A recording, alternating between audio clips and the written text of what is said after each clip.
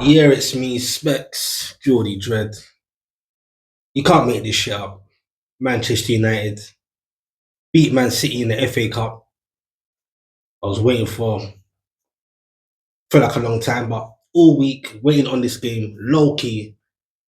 I had a feeling Man United will beat them. I don't know why. Just a feeling in the air.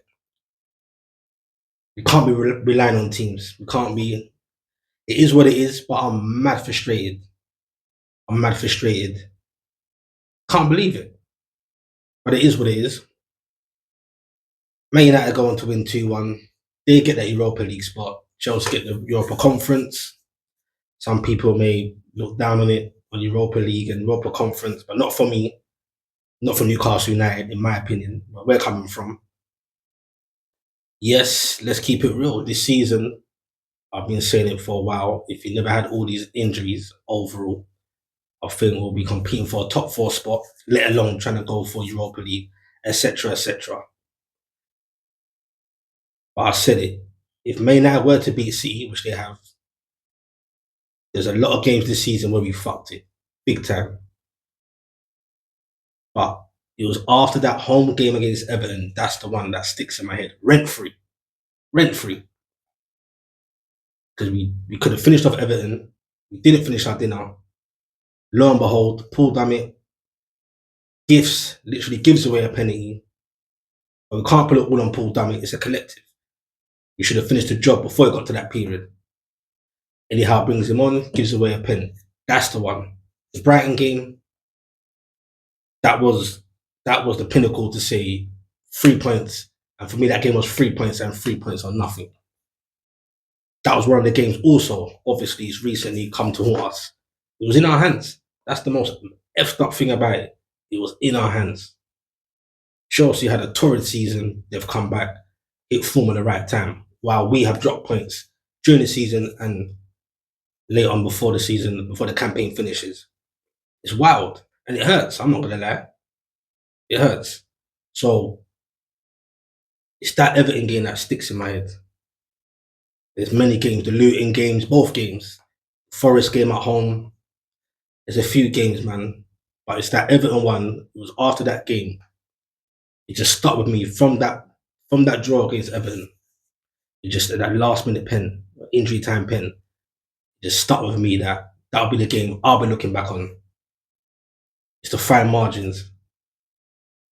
And if you did miss out on that sixth place, people at that time thought, ran that Everton game, ran that time, people thought, well, a lot of outside noise as well, thought we would have finished 8th or 9th. We probably finished mid table 11th. I never believed that. I thought our spirit, injuries or not, will push us forward to get that sixth spot. It weren't to be. I think we're 3 points behind Chelsea, if I'm correct. Some people say, I've seen certain comments saying it's a blessing in disguise, it's a blessing in disguise. Blessing in disguise for what? That's bullshit, in my opinion. Each of their own opinion. But from my opinion, that's bullshit. Not a blessing in disguise. And I'm not going to say, oh, the likes of Isaac and Bruno are just going to stay now because we're going to be in conference or Europa League football. For me, it's just a progress. It was in our hands. Yes, overall, I say the injuries, etc., etc. But you can't keep looking at injuries because in those moments of games that I'm talking about, you had the players on the pitch to do the job. And some of those games, but like especially the Everton game, all over Everton, we had to finish our dinner early before players get tired. We ain't really got to bench them times. So you could say in hindsight, injuries is part to do with it, but we're the players at the time to deal with it. Everton brought on some players and they started livening up a bit and they got their draw. It's horrible. It's not a blessing in disguise. It's in our hands. So how could it be a blessing in disguise? Can't keep using the injuries for the whole as an excuse. Can't. Because you look at those games, for me, overall injuries got nothing to do with it, with those particular games. And the players we had on the pitch could do a job. Could have done a job. A lot of those games, questioning some of the tactics or decision makings, etc., selections, we can analyze it all. Because Man City wins that game, we ain't really talking about this. It's positive, keeping it forward. But we'll go again. We'll definitely go again. It's just it's almost like not trauma, but it's like a slow dig, like a final nail in the coffin. And I've been saying it throughout the season. Self-inflicted moments happen to us. We put it on ourselves, and it's the hope that kills. Said it many a times. It's the hope that kills. You just can't make this shit up. Only got ourselves to blame.